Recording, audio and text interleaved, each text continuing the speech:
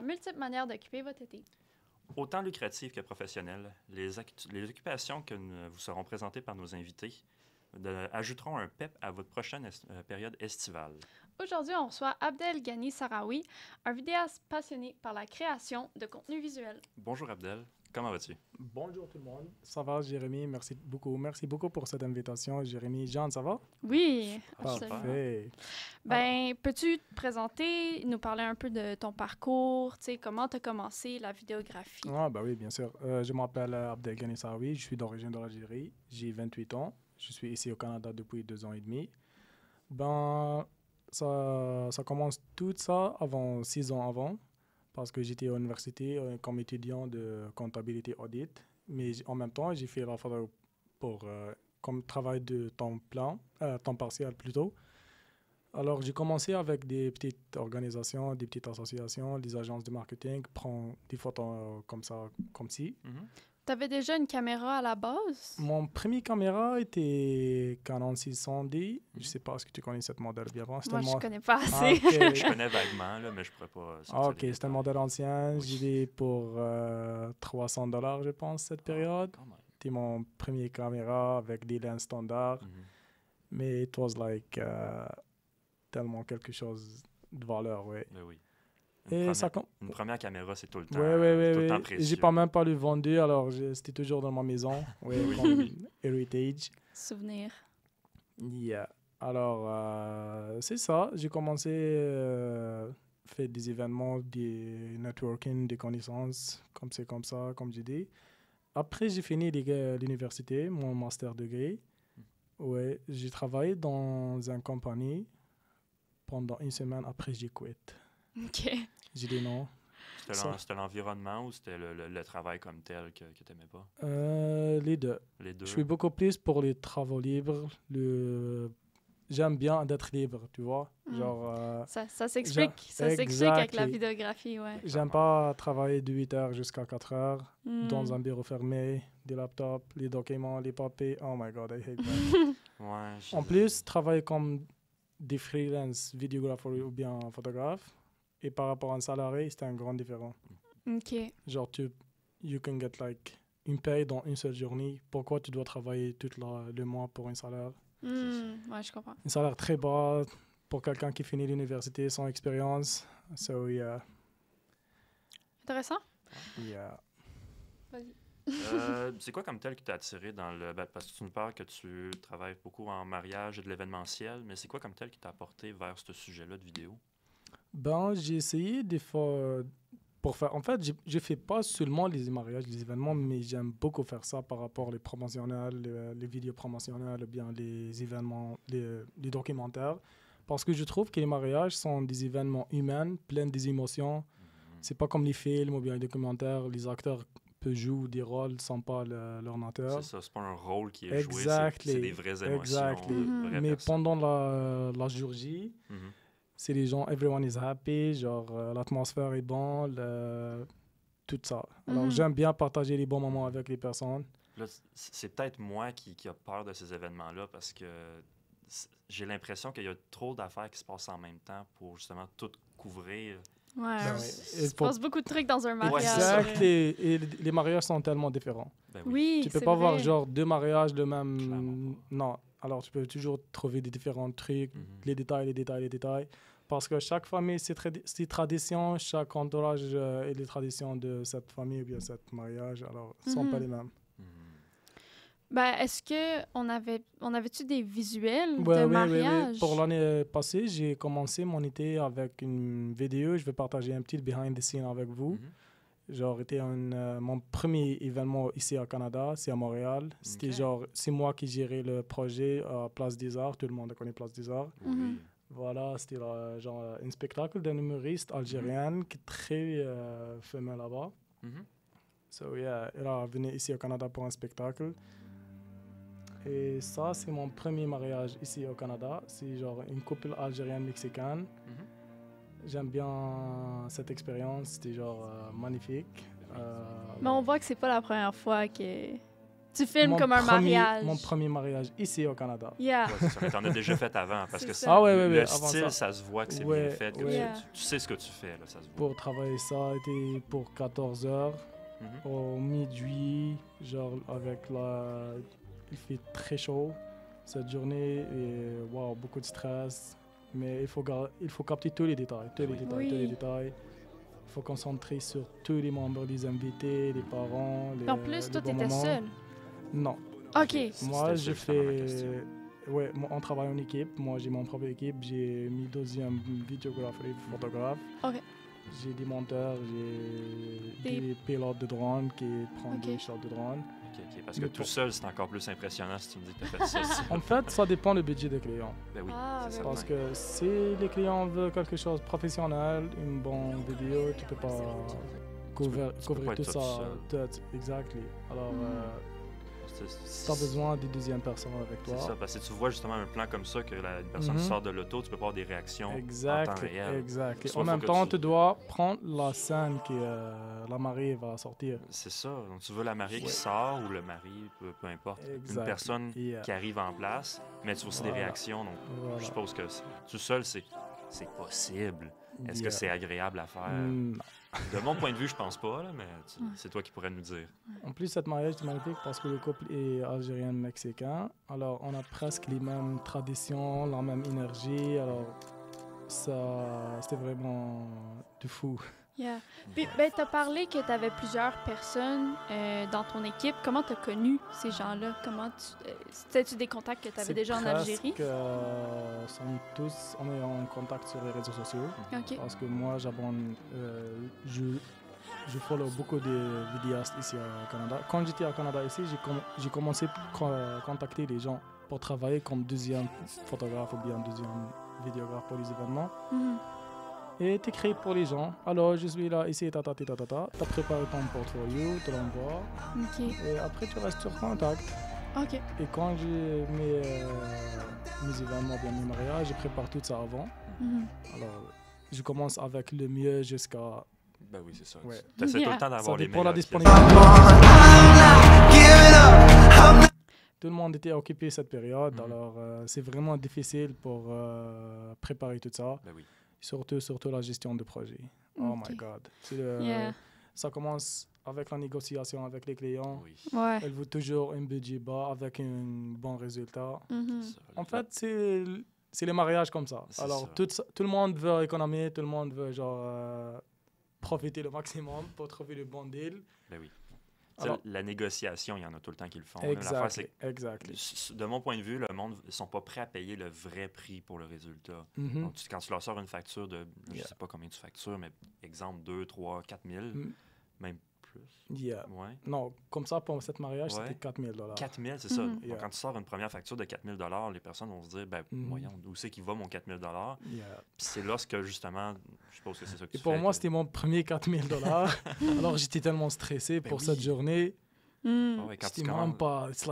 Quand- It's like, tu peux pas rater C'est ça. un moment ou bien une photo ou bien... Like, tu peux je pas sais te pas, le permettre une stockage erreur. était environ 400 gigas ou bien quelque chose Oh. pour une journée. It was Wow. crazy. Mais justement, de comme la première journée de tournage jusqu'à comme, tu sais, le montage puis tout ça, là, au total, ce projet-là, il a pris combien de temps?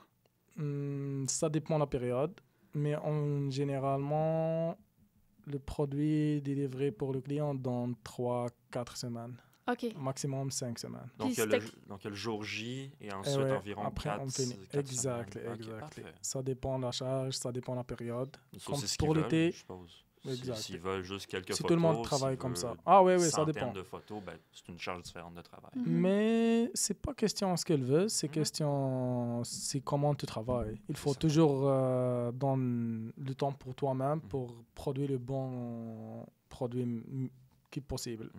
Mhm. Mhm. Ouais. Parce que si tu travailles beaucoup de pression, je suis sûr que tu vas rater beaucoup de choses importantes. OK. Ben, c'est quoi le plus grand défi que tu as rencontré dans ton métier en tant que vidéaste? Le grand défi est rater le bon moment. Oui. Mm. Ouais. Parce qu'il y a des moments qui sont pas sont uniques. Ouais. Tu peux pas demander tout le monde à faire ça deuxième fois, ou bien... Mhm. So, yeah. C'est rater ces moments, c'est vraiment, vraiment... Like... Ça revient un peu à ce que tu disais tantôt. C'est pas des acteurs, eux, c'est des vraies personnes avec des vraies exact. émotions. Un acteur, il peut te le faire 4, 5, 6 fois.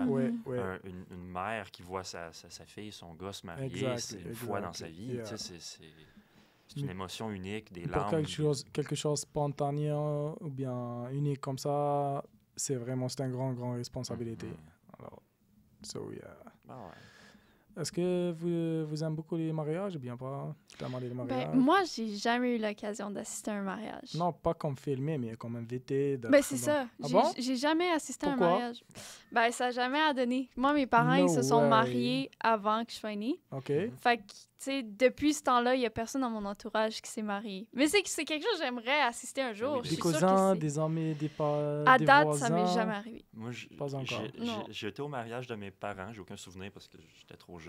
OK. Mais petite anecdote, il paraît que je me promenais, c'était dans une église, puis il y avait la croix derrière le prêtre.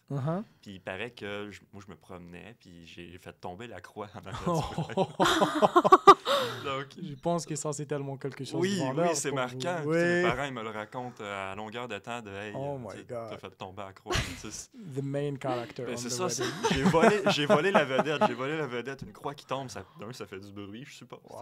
Je m'en rappelle pas. Là. On peut faire mon deuxième mariage aussi. C'était un couple algérien-marocain. Tu parles de ton deuxième? Oui, mon deuxième, c'était tellement le fou que le premier. Parce qu'en fait, c'est des cousins. Les maris sont des relatifs du premier mariage. Alors là, il a été vraiment, vraiment cool. Surtout les traditions des Marocains et des Algériens, on est presque les mêmes. Okay. Alors, c'était fou. Fait que pour toi, vu que tu viens de cette culture-là, tu sais un peu à quoi t'attendre en arrivant là-dedans. Oui, si je décidais de venir travailler avec toi, je pourrais... Personnellement, je connais pas la culture ou le rythme. En fait, la culture ou bien le rythme, it doesn't matter. Non? Parce que c'est toujours moi-même, j'aime beaucoup de travailler avec des nouveaux communautés, des différents familles pour obtenir beaucoup d'expérience. Parce que côté technique, c'est le même partout. Tu dois juste prendre les bons moments, tu dois concentrer sur tout ce qui est là-bas pour cette journée. Oui. Le côté culturel, ça, it's important, genre dans le post-production. Tu veux toujours créer quelque chose qui exprime la source ou bien qui exprime le... C'est transmettre des émotions. Exact. Donc, quand tu fais une vidéo de mariage, ça se peut que ce soit l'amour, le principal, le thème. Mais tu veux transmettre des émotions, exactement. Donc, c'est assez important. Est-ce que j'ai compris? Ah, OK. On a des photos aussi. Ça, sont des couples français que j'ai fait le photoshoot pour eux à Montréal. Comme ça, sans les Français, les grands mariages pour les Français ne sont pas genre quelque chose pour perdre l'argent. Comme j'ai dit, comme il m'a dit le mari, elle m'a dit on peut juste faire une petite photoshoot entre nous. Okay. Alors, on a fait une photo walk à Montréal. On commence à Palais de Justice, après le Vieux-Port, après on a fait genre 6 heures de photoshoot. It was nice, it was a great experience. Ça, c'est la diversité que j'ai dit. Alors, tu travailles avec des couples de différentes places, de différents pays. C'est vraiment... Surtout avec Montréal, c'est like multicultural city. C'est incroyable, ça. Tu peux trouver tous les races là-bas. Puis les gens, là, comment ils te trouvent? Ils te trouvent sur Internet, sur les réseaux sociaux? Sur les réseaux sociaux, beaucoup plus. OK. Genre, quand j'étais ici, mon première année, j'ai fait beaucoup de free events. Free to fee, you know? C'est genre, je contacte toujours les organisateurs pour les événements. Alors, je suis sûr que tu as besoin d'un free photographer. Elle m'a dit, oui. Mais je fais toujours des challenges. Genre, quand j'étais dans un événement ou bien mariage, j'ai besoin de trouver un bon contrat pour le next. C'est clair. C'est quand même un bon challenge pour moi. Genre, la réputation, ça se joue clairement. Avec justement des contrats gratuits que tu te fais un nom, puis ensuite ils vont te rappeler. C'est exactement comme ça. Alors, et je trouve toujours les freelance photographes, genre, un bon plan pour travailler. Genre, t'es libre. Moi, j'aime pas travailler par heure ou bien... Si j'y travaille avec l'hôpital de Montréal, C'était mon premier contrat c'est juste comme photographe, pas vidéographe. Genre, j'ai parlé avec l'organisatrice et j'étais même pas capable pour négocier. Alors, elle m'a dit aucune idée, aucune négociation. J'ai pas préparé du tout. Bon. Alors, elle m'a dit, OK, j'aime bien tes photos, et combien tu charges par heure? J'étais choqué. Je sais pas. You give me. Parce que tu es habitué à charger au projet. C'est différent pour moi. Je suis nouveau au Canada. Different currency. It's like, everything is différent. J'ai même pas fait mes recherches. J'étais vraiment, vraiment nouveau ici. Et j'ai demandé, je pense, $40 par heure ou bien quelque chose comme ça. Pour un début, Non, mais elle m'a dit non, c'est trop, bas. C'est trop bas. Elle m'a donné 100 pièces par heure. Wow! Ben, au moins, elle savait comment bien valoriser ton travail. Oui. Ça revient à ce qu'on disait tantôt. Tu t'es pas fait profiter de toi. Là.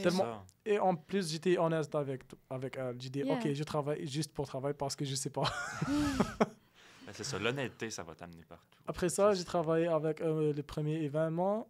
Le résultat était vraiment cool. Et ça, elle m'a contacté pour un deuxième événement. Elle m'a dit combien tu charges? J'ai dit 150 pièces. J'ai dit, dude, oui, chill. C'est pas avec nous. J'étais OK. Yeah, you teach me about that. On a négocié pour $125 par heure. OK. C'est un juste milieu. Oui. C'était pour 2 jours, c'était pour 20 heures de travail. Et j'étais choqué, genre, wow, man, c'est comme ça, on fait l'argent ici. Ben oui. Fait que dans le fond, ils t'ont trouvé sur les réseaux sociaux, mais est-ce que tu as un site web? Non, j'ai créé un portfolio sur Behance avec... Behance? Oui, c'est une plateforme. Adobe Behance. Alors, tu peux créer ton portfolio. OK. Et c'était un peu difficile pour moi pour créer un portfolio parce que là-bas en Algérie, les gens ne sont pas à l'aise avec les réseaux sociaux.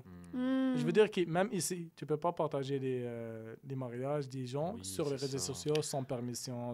C'est vrai. Donc, avoir du Alors, contenu à montrer. C'était vraiment difficile pour créer un portfolio et trouver un travail avec ça. Parce que l'expérience canadienne, c'est très, très, très important. Et ça, ce que je veux faire une bonne expérience canadienne pour trouver des bons. Oui, c'est clair. Exact. Tu parlais aussi que il y a le mariage puis l'événementiel, mais tu as fait aussi beaucoup de voyages. Ton plus gros voyage, évidemment, a été de venir ici au Canada. Non. Peut-être pas ton plus gros, mais le meilleur. Mais... Ça, c'est une expérience, c'est pas un voyage. OK. Donc, la meilleure expérience, c'est de venir ici, nous rejoindre. Mais c'est ça, en voyage comme tel. Y a-tu des voyages en particulier que tu as fait? Oui, après, j'ai fini mes événements prochain été. J'étais en Algérie, alors j'ai fait une tour sur la côte méditerranéenne. OK.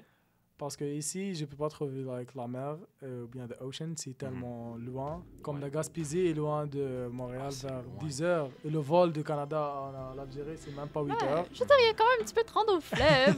La mer, elle commence proche. Mais... Oui.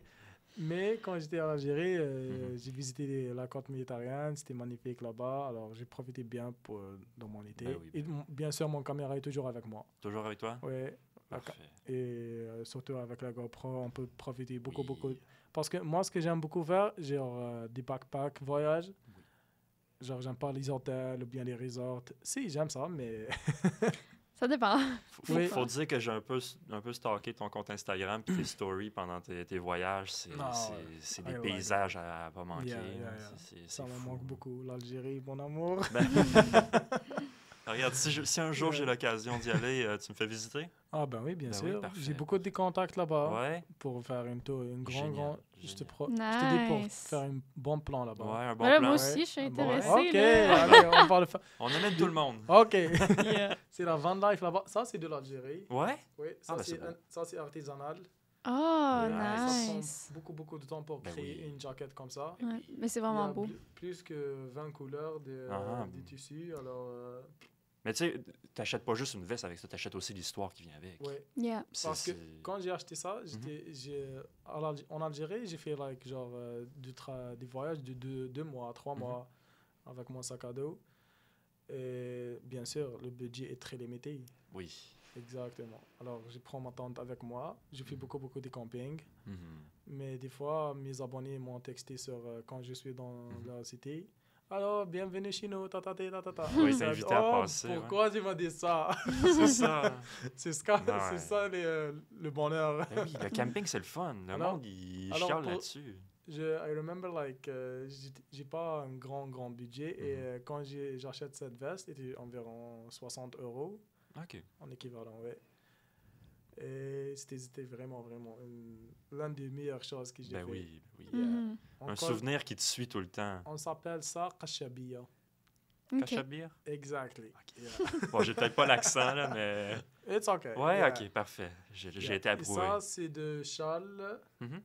C'est juste c'est spécial pour les gens qui habitent dans les déserts. Mm-hmm. Ah, ben oui. Parce qu'il veut le mettre sur le visage pour protéger le sang. Oui. Oui, parce qu'il y a beaucoup de vents de sable là-bas. Mm-hmm. Tu peux imaginer ça. Puis le soleil aussi, un peu. Oui, parce que le tape, il tape beaucoup, là. Mais le soleil dans le désert, par rapport à la nature des gens qui habitent là-bas, c'est pas grand. Non, c'est ça. Okay. C'est comme la neige ici. C'est ça. Ça, c'est la diversité. C'est pour ça que j'aime ça. beaucoup les voyages, beaucoup. Et mon grand but est faire tour du monde. Oh. Oui, ça commence très bientôt.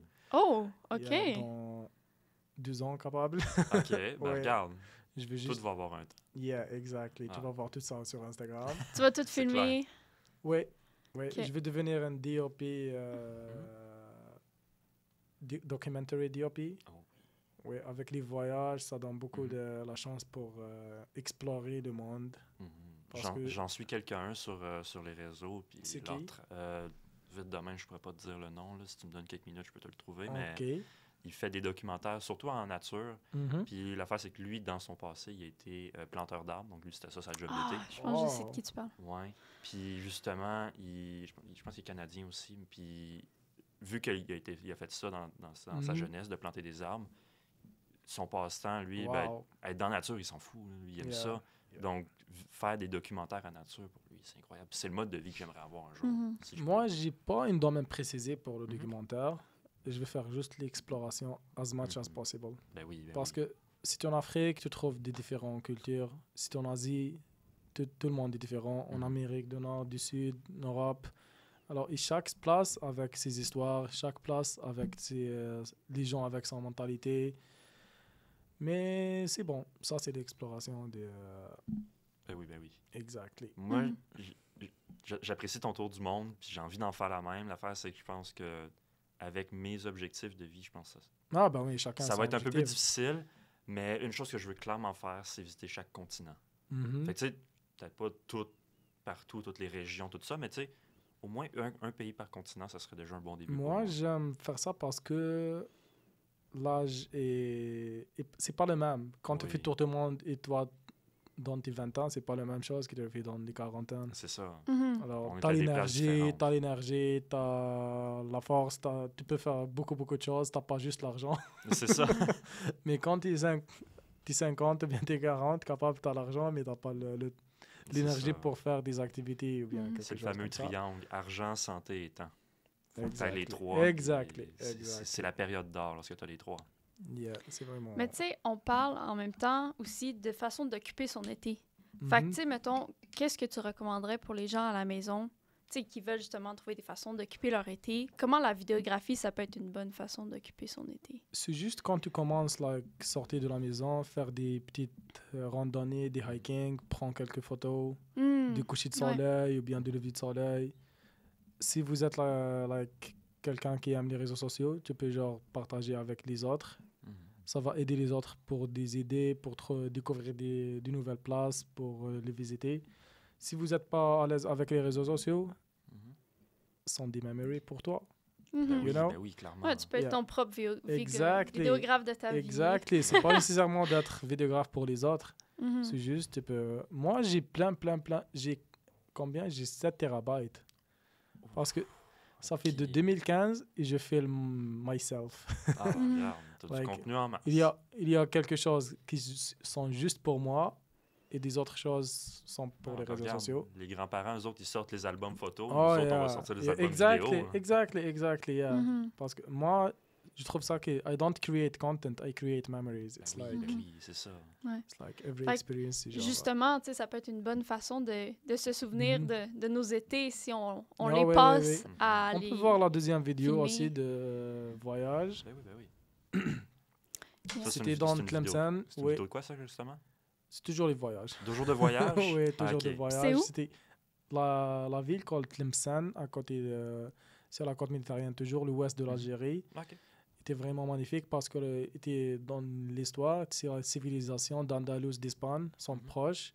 Alors l'architecture, c'est tous des Andalous, c'est magnifique là-bas.